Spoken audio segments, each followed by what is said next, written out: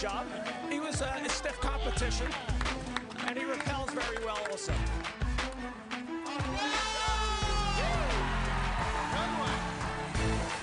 I'm so excited to be here. I'm going to get the patrol, maybe make an arrest or two. And where's the car? Well, hold on. No. Real cops don't ride cars. What do they do? Well, men. They do bikes. I'm going on a bike? We're going on a bike. We're going to see what you're made of, young fella. I got to follow you on a bike. This is not mine. I have my helmet over here, brother. Let's go. You have to imagine it's somebody whom you really don't like. So you'll get additional motivation. Just give me a second. You got it, huh? All right. You're gonna be a perfect boxer. You want me to hit you? Huh? Are you serious? Yeah, go ahead. There's a perception out there that America is no longer loved or liked, that we don't have friends. Could you tell us the reality that as you know it? Oh, I think there are places in the world that they don't like our policies.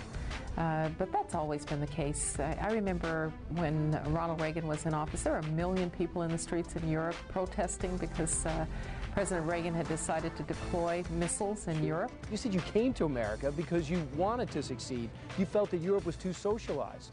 Now, we're bailing out the banks, we're bailing out the auto industry, we're picking different investments, different companies, different insurance companies to bail out and not bail out. Are we becoming what you left? No, not by any means, but there is always the danger, and I have always promised myself that I would do everything that I can not to become what Europe was 4 decades ago when I left it. After a hard 3 hours of work, there's nothing like a small thimbleful of coffee at the end of a semi-hard day. Bob Woodward writes a book, and everyone's writing about it, and I saw an excerpt. If I believe the excerpt, they say that the surge in Iraq, the 30,000 troops, that isn't the reason why there's peace in Iraq today. It's just part of the reason. The awakening with the Sunnis, the militias breaking up, that's the other component of it. What is your explanation? Well, my answer is that without the surge, those things wouldn't have happened. We interviewed Gordon Ramsay before. I know he's a friend of yours. How long, please? You got to rip him on this because the Forbes came out with their most powerful list. You're number 5. He's number 95. Really? So you're that much more powerful than him. I'll send him a message after I've left here then. We watched Susan Boyle in a way that America still can't get enough of this woman.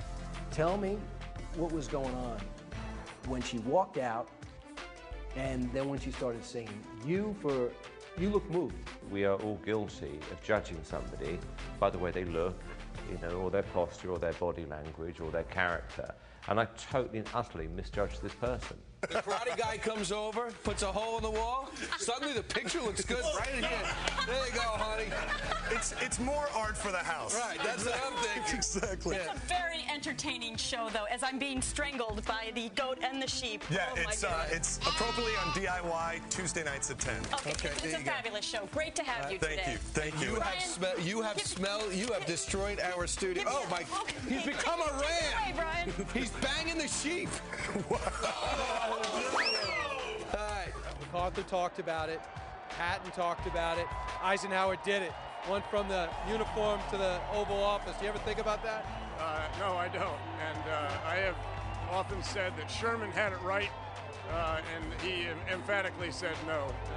There's one decision you made that I can't understand, and that is to go on The View. What were you thinking? How was it? And why did you do it? It was Barbara Walters who invited me to come on The View, and I have a lot of respect for her. She's a real trailblazer. But I had a great time. As an Italian, I have a lot of body hair, and if I'm not willing to shave that body hair, could I be successful? Absolutely. You don't have to shave it. There's new technology. You can put a little gasoline on you and burn it off. You're going to burn it off? Chief, the fact that we haven't had any type of people breaking the law in front of us, been no apprehensions, is it because I'm here? Like, people know they can't be overpowered? Yeah, I think it's I really do think, Brian, you have what's known in law forces as a deterrent effect. Hopefully that doesn't transfer to television.